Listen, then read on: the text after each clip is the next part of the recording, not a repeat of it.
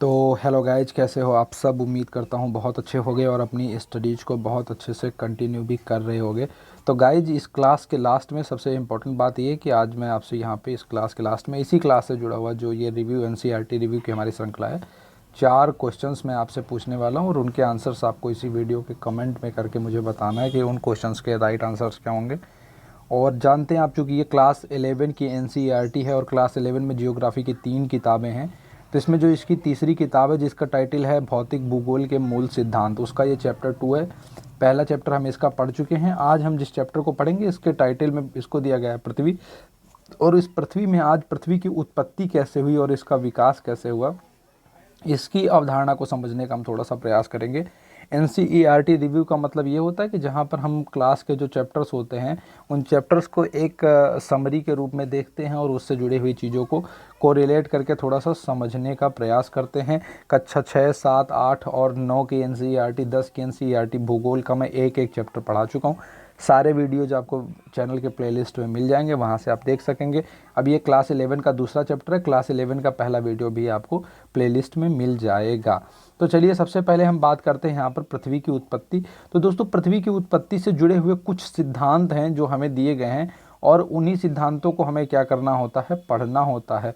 आप लोगों ने भी देखा होगा, अगर आपने महेश बर्नवाल की भूगोल की किताब पढ़ी होगी तो वहाँ पर भी उन्होंने कई सारे जो है आपने देखा होगा मतों के बारे में और कई सारे सिद्धांतों के बारे में बताया है।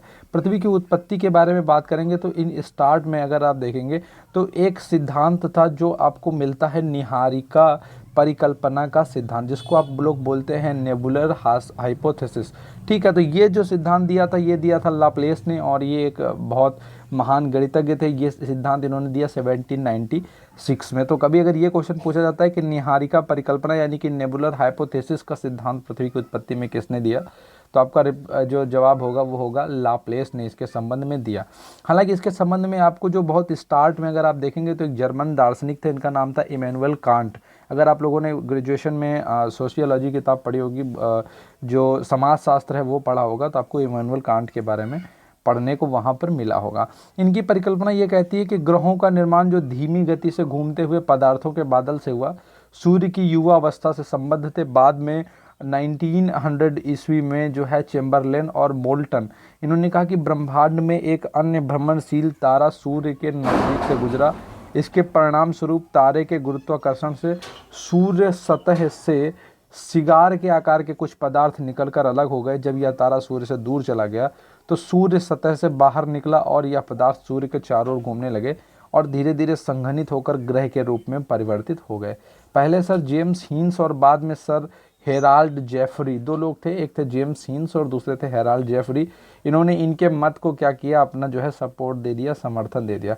इसके बाद में एक और सिद्धांत आया जिसको हम लोग बोलते हैं बाइनरी थ्योरी। ठीक है, द्वैतारक सिद्धांत हिंदी में इसको कहा जाता है। 1950 में ऑटो सिमिड और एक जर्मनी के थे, उनका नाम था कार्ल वाइजास्कर। इन्होंने निहारिका परिकल्पना में थोड़ा सा अमेंडमेंट किया, संशोधन किया, और इन्होंने उससे थोड़ा सा जो विवरण था वो अलग इन्होंने डिफरेंट उसमें दिया। ठीक है, इन्होंने कहा कि जो सौर निहारिका से सूर्य जो है वो सौर निहारिका से घिरा हुआ है और जो मुख्यतः हाइड्रोजन, हीलियम के और धूल कणों से मिल करके बने हुए हैं। कई काफ़ी कुछ हद तक ये बात सही भी है सूर्य के बारे में। इन कणों के घर्षण से टकराने से एक चपटी तस्तरी की आकृति के बादल का निर्माण हुआ और बाद में इन्हीं से जो है ग्रहों का निर्माण हुआ। ये सारे के सारे मैं आपको बताऊं कौन से सिद्धांत थे, ये आरंभिक सिद्धांत थे। आरंभिक सिद्धांत यानी कि जब बहुत पहले जो सिद्धांत दिए गए ग्रहों, पृथ्वी की उत्पत्ति के बारे में, ये पहल वाले सिद्धांत थे, ये मॉडर्न वाले नहीं। आप सोच रहे होगे कि ये सब तो हम लोगों को किताबों में पढ़ने को नहीं मिला। तो एनसीईआरटी का यही फ़ायदा होता है कि एनसीईआरटी में आपको वो चीज़ें भी पढ़ने को मिल जाती हैं जो अभी जो नई किताबें लिखी जा रही हैं, जो नई कंपटीशन वाली किताबें हैं, इनमें जो चीज़ें छूट जा रही हैं। यहाँ पे जो नई वाली किताबें आपको मिलेंगी, यहाँ पे सीधे आपको क्या मिलता है, आधुनिक सिद्धांत मिल जाता है। ब्रह्मांड की उत्पत्ति के कौन से सिद्धांत आपको मिलेंगे, तो मॉडर्न वाले जो सिद्धांत होंगे वो मिलेंगे। और मॉडर्न में अभी जो एक बहुत यूनिवर्सल प्रिंसिपल जो माना जाता है उसको हम लोग बोलते हैं बिग बैंग थ्योरी, यानी कि बिग बैंग का सिद्धांत। इससे विस्तारित ब्रह्मांड परिकल्पना भी कहा जाता है और ये बात आपकी कब की होती है, 1920 की, ठीक है। 1920 में सबसे पहले एडविन हब्बल जो थे, इन्होंने प्रमाण दिए कि ब्रह्मांड जो है इसका विस्तार हो रहा है, ये एक्सटेंड हो रहा है। बाद में जैसे जैसे समय बीता वैसे वैसे इन्होंने बताया कि समय बीतने के साथ में आकाश गंगाएं भी एक दूसरे से दूर होती जा रही हैं, और इस तरीके से इन्होंने काफ़ी सारे पॉइंट थे जो इन्होंने अपने इस चीज़ को सिद्ध करने के लिए यहाँ पर बताया, ठीक है। इन्होंने बिग बैंग थ्योरी में बताया कि ब्रह्मांड का विस्तार जो है वो किस तरीके से हुआ। तो इन्होंने देखिए ये दिखाया यहाँ पर कि पहले ऐसे ये करीब करीब सारी थी, फिर इसके बाद में आप देखोगे तो आकाशगंगा और दूर दूर हो गई हैं, फिर आप देखोगे तो आकाशगंगाएं और दूर दूर हो गई, यानी कि जो ब्रह्मांड है इसका क्या हो रहा है, विस्तार हो रहा है, बढ़ता जा रहा है, ठीक है। तो अगर कभी भी पॉइंट में ये चीज़ आती है तो आप ये चीज़ जरूर याद रखिएगा कि ब्रह्मांड जो है वो उसका ये भी क्या हो रहा है, विस्तार हो रहा है। आधुनिक सिद्धांतों में यूनिवर्सल सिद्धांत कौन सा है, तो वो हमारा है बिग बैंग की थ्योरी, ठीक है। बिग बैंग की थ्योरी जो है वो इसमें सबसे ज़्यादा होता है। बिग बैंग थ्योरी में इन्होंने ये बताया कि यहाँ पर क्या हुआ कि बिग बैंग की घटना आज से करीब करीब 13.7 अरब ईयर जो है पहले हुई थी। ब्रह्मांड का विस्तार आज भी जारी है। विस्तार का कारण कुछ ऊर्जा पदार्थों में परिवर्तित हो गई। विस्फोट के बाद 1 सेकंड के अल्पांश के अंतर्गति बृहद विस्तार हुआ।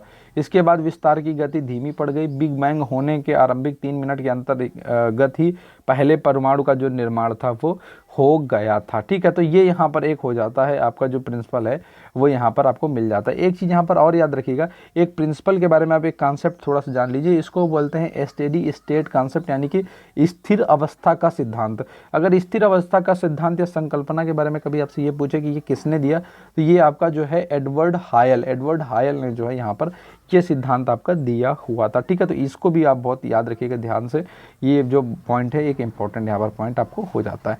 अब बात आती है तारों के निर्माण के बारे में, ठीक है। तो तारों का निर्माण किस तरीके से हुआ, इसमें अगर आप देखेंगे यहाँ पर तो जो बहुत सारे आसमान में आपको आकाश गंगाओं के बहुत विस्तारित समूह में बहुत सारे असंख्य तारे आपको दिखाई देते हैं। कई हजार प्रकाश वर्षों में इनकी दूरी मापी जाती है। अकेली अगर हम आकाश गंगा की ही बात करेंगे तो इसका व्यास 80,000 से 1,50,000 प्रकाश वर्ष के बीच में जो है वो हो सकता है, ठीक है। ऐसा विश्वास किया जाता है कि तारों के निर्माण में लगभग 5 से 6 अरब वर्षों का समय पहले के जो समय में इनका जो डेवलप है वो तारे यहाँ पर हुए होंगे। अब आपको यहाँ पर मैं थोड़ा सा लाइट ईयर या प्रकाश वर्ष के बारे में बता दूं, यद्यपि ये सब लोगों ने पढ़ रखा है, पहले से जानते हैं, ठीक है। पर ये आप लोगों को मालूम होगा जो प्रकाश है, लाइट है, इसकी गति होती है 3 लाख किलोमीटर प्रति सेकंड, ठीक है। तो एक साल में प्रकाश जितनी दूरी तय करेगा उसी को बोला जाता है एक प्रकाश वर्ष। इसकी जो मानक होता है वो होता है 9.46 इंटू 1012 किलोमीटर, ठीक है। ये एक प्रकाश वर्ष के बराबर होता है। पृथ्वी की सूर्य से दूरी कितनी है, तो ये है 14,95,98,000 ऑन एन एवरेज। इस हिसाब से अगर आप देखेंगे तो भारत धरती पर जो है कितना समय लगता है, तो 8.311 सेकंड का जो टाइम है वो यहाँ पर लगता है सूर्य के प्रकाश को पृथ्वी पर पहुँचने में। ये सवाल भी छोटी परीक्षाओं में पूछा गया। तो प्रकाश वर्ष का थोड़ा सा 9.46 इंटू 1012 जो है ये 1012 जो है किलोमीटर का आप यहाँ पर याद रखिएगा, ठीक है। फिर ग्रहों के निर्माण की अवस्थाएं हैं, जिसमें से 3 अवस्थाएं हैं, ठीक है। इसमें सबसे पहले जो है तारे निहारिका के अंदर गैस के गुत्थित झुंड के रूप में थे, फिर गैसी बादलों का संघनन होना और इनको गोले के रूप में विकसित होना, और अंतिम अवस्था में जो है इनको ग्रहपिंडों के फाइनल जो पोजीशन सिचुएशन है उसके रूप में आना। अब बात यहाँ पर किसकी आएगी, तो बात आएगी हमारे सौरमंडल की, ठीक है। सौरमंडल में जो ग्रह हैं वो हमारे बढ़ते घटते रहे हैं। कई बार जो है 9 ग्रह हो गए थे, फिर बाद में वापस लौट करके 8 ग्रह हो गए। तो निहारिका को सौरमंडल बनने का जो है जनक आपको यहाँ पर माना जाता है। इसके बाद में फिर तमाम सारे ग्रह बने। 8 ग्रहों में आपके कौन कौन से ग्रह हैं, तो आप लोग दूरी के हिसाब से जानते होंगे, बुध है, शुक्र है, पृथ्वी है, फिर मंगल है।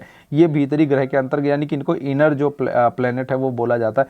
कभी अगर आपसे ये पूछ लिया जाए कि इनर प्लेनेट में कितने प्लेनेट हैं, तो 4 प्लेनेट हैं। और कौन कौन है, बुध, शुक्र, पृथ्वी और मंगल, ठीक है। क्योंकि ये सूर्य और क्षुद्र ग्रहों की पट्टी के अंदर में आते हैं। बाकी जो 4 ग्रह हैं वो बाहरी ग्रहों में उनको गिना जाता है, ठीक है। तो ये 4 जो पहले ग्रह हैं इनको पार्थियन ग्रह भी बोला जाता है, क्योंकि ये ग्रह पृथ्वी की भांति जो सैलों और धातुओं से बने हुए हैं, यानी कि ये पृथ्वी से काफ़ी हद तक सिमिलर सिचुएशन में जो है रहते हैं, ठीक है। इसलिए अभी तक क्या हुआ करता था कि प्लूटो को भी एक ग्रह माना जाता था, लेकिन बाद में 2006 में इसको डिसाइड किया गया और इसको जो है यहाँ पर प्लूटो को बौने ग्रह में रखा गया और इसको ग्रह से क्या किया गया, पूरी तरीके से निकाल करके बाहर कर दिया गया। तो बुध हो जाता है हमारा, शुक्र हो जाता है, पृथ्वी हो जाता है, मंगल हो जाता है। ये चारों ग्रहों को इंटरनल ग्रह में रखा जाता है। फिर बृहस्पति है, फिर शनि है, फिर अरुण है और फिर वरुण है। अरुण को यूरेनस बोलते हैं और उसको वरुण को नेपच्यून बोला जाता है, ठीक है। तो ये जो है यहाँ पर इस तरीके से आ जाते हैं। दूरी की बात करेंगे तो यहाँ पर आपको इस टेबल में दूरी भी देखने को मिल जाएगी कितनी है, ठीक है। ये खगोलीय एकक में, और फिर घनत्व और अर्धव्यास और उपग्रहों की संख्या भी आपको यहाँ पर देखने को मिल जाएगी, ठीक है। तो लिस्ट के हिसाब से आप देखेंगे तो यहाँ पर बृहस्पति और शनि के 53 उपग्रह हैं, जबकि यूरेनस के 27 उपग्रह हैं, नेपच्यून के 13 उपग्रह, पृथ्वी का केवल एक प्राकृतिक उपग्रह है जिसका नाम है, आप लोग जानते हो कि चंद्रमा, ठीक है। मंगल के 2 उपग्रह हैं, फेबोस और डुमस। आगे बढ़ करके हम यहाँ पर देखते हैं क्या होता है। तो पृथ्वी ग्रह के जनक के रूप में बहुत सारी जो चीज़ें हैं। फिर यहाँ पर अब बात आती है कुल मिलाकर के हमारे पृथ्वी के उपग्रह चंद्रमा की, ठीक है। चंद्रमा भारत जो धरती है इसका अकेला एक प्राकृतिक उपग्रह है। पृथ्वी की तरह चंद्रमा की जो उत्पत्ति के संबंध में भी बहुत सारे जो मत हैं प्रस्तुत किए गए हैं। 1838 में सर जॉर्ज डार्विन जो थे, इन्होंने सुझाया कि प्रारंभ में पृथ्वी व चंद्रमा तेजी से घूमते एक ही पिंड थे। बाद में क्या हुआ कि ये पिंड डबल, बीच से किनारे से पतला और बीच से मोटा होता चला गया, और इसकी आकृति जो है वो परिवर्तित हुई, फिर ये लास्ट में टूट गया। और टूट करके ये कहते हैं कि चंद्रमा का निर्माण उसी पदार्थ से हुआ जहाँ पर आजकल जो प्रशांत महासागर है, जो प्रशांत महासागर में आप लोग मेरियाना ट्रेंच सुनते होंगे, तो ऐसा इन्होंने ऐसा बताया है कि यहीं पर ये जुड़ा हुआ था। फिर जब ये टूट करके अलग हुआ तो वहाँ पर जो है बहुत ज़्यादा जगह जो है वो बहुत गहरी हो गई, और चंद्रमा की सतह और मेरियाना ट्रेंच की जो पदार्थ है वो लगभग आपको यहाँ पर सेम मिल जाएगा, ठीक है। तो इस तरीके से आप यहाँ पर देखेंगे कि ये किस तरीके से होता है। तो और भी इसके बारे में बहुत सारी चीज़ें बताई गई फिर की, और कहा गया कि चंद्रमा की उत्पत्ति करीब 4.44 अरब ईयर जो है एगो हुई होगी, पहले जो है ये यहाँ पर हुई होगी, ठीक है। अभी तो काफ़ी सारे मून मिशन भी हो रहे हैं। अभी भारत का भी एक मून मिशन वहाँ पर चंद्रयान जो 2 था वो गया हुआ था, जिसका जो लैंडर विक्रम था और जो रोवर प्रज्ञान था वो क्रैश हो गया था, लैंडर क्रैश हो गया था, लेकिन सैटेलाइट वहाँ पर सफलतापूर्वक पहुँच गया था। फिर स्थल मंडल के डेवलपमेंट की बात आती है, जिसमें बहुत कुछ खास तौर से पढ़ने लायक हमारे पास नहीं है, लेकिन यहाँ पर अगर आप देखेंगे तो जो भूवैज्ञानिक काल मापक्रम है ये आपके लिए बहुत इंपॉर्टेंट है, इसको पढ़ना आपको बहुत ज़्यादा ही जरूरी है, ठीक है। इसमें देखिए आप यहाँ पर सबसे पहले बात आती है ईयान की, फिर महाकल्प, फिर कल्प, फिर युग, फिर अभी जो आधुनिक वर्ष से पहले, और फिर इस समय में बहुत सारी जो घटनाएं हैं वो किया हुई, ठीक है। तो यहाँ पर अगर आप इस तरीके से इसमें देखोगे तो ये देखिए यहाँ पर इधर से दिखाया गया सिचुएशन के बारे में, फिर ईरा इयोन्स की बात है, फिर ईरा की बात है, फिर कल्प की बात आती है, फिर युग की बात आती है, और फिर इसमें दिखाया गया कि कहाँ कहाँ पर क्या क्या डेवलपमेंट हुआ। जैसे कि सबसे पहले आधुनिक मानव, फिर इसमें आदि मानव आपका रहा, फिर आरंभिक मनुष्य के पूर्वज रहे, ठीक है। फिर वन मानुष फूल पत्ती खाने वाले, फिर मनुष्य से मिलता जुलता वन मानुष खरगोश, छोटे स्तनपाई जैसे चूहे, फिर डायनासोरों का विलुप्त होना, ये सब कब हुआ। तो देखिए जो क्रीटेशियस, जुरेसिक और ट्रियासिक है, आप लोगों ने जुरेसिक पार्क करके मूवी वगैरह देखी होगी, तो ये जुरेसिक टाइम की बात बताई जा रही है, जब फिर डायनासोरों का युग था। बाद में मेढक और समुद्री कछुआ आया, फिर परमियन काल में रेंगने वाले जीवों की अधिकता हुई।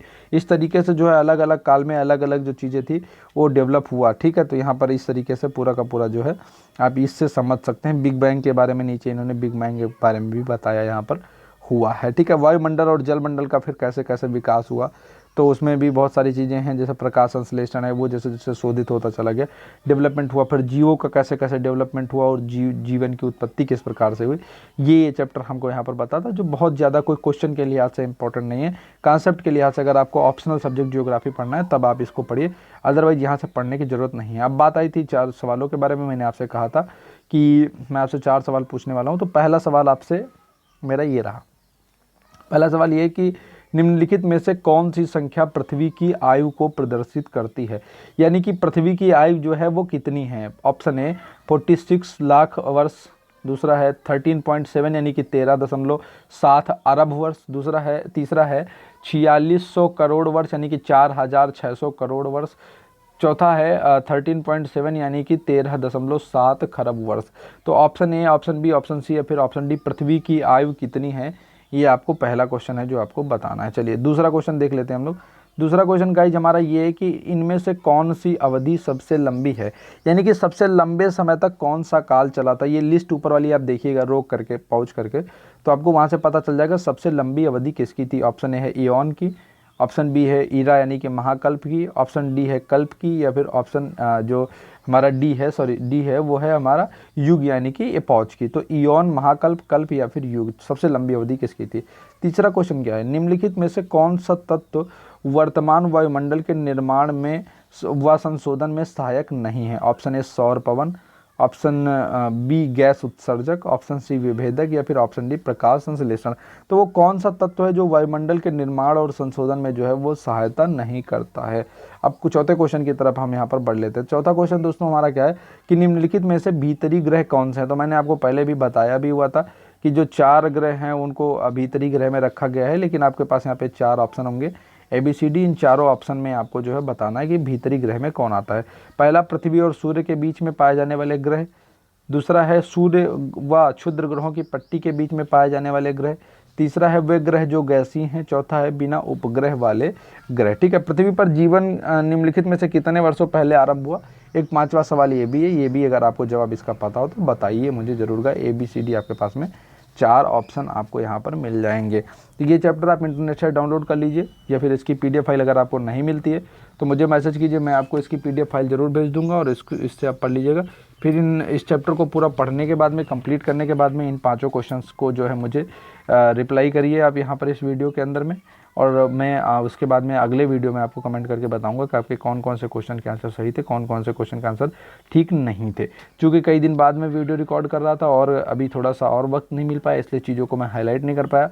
आने वाली क्लासेज में हम पूरी उम्मीद करते हैं कि चैप्टर पूरी तरीके से हाईलाइट होंगे। तो जब आपको PDF फाइल में भेजूंगा तो उसमें सारे इंपॉर्टेंट पॉइंट और फैक्ट जो होंगे वो आपको हाईलाइटेड फॉर्म में मिल जाएंगे, तो आपको पढ़ना और समझना दोनों बहुत आसान होगा। तो थैंक यू सो मच।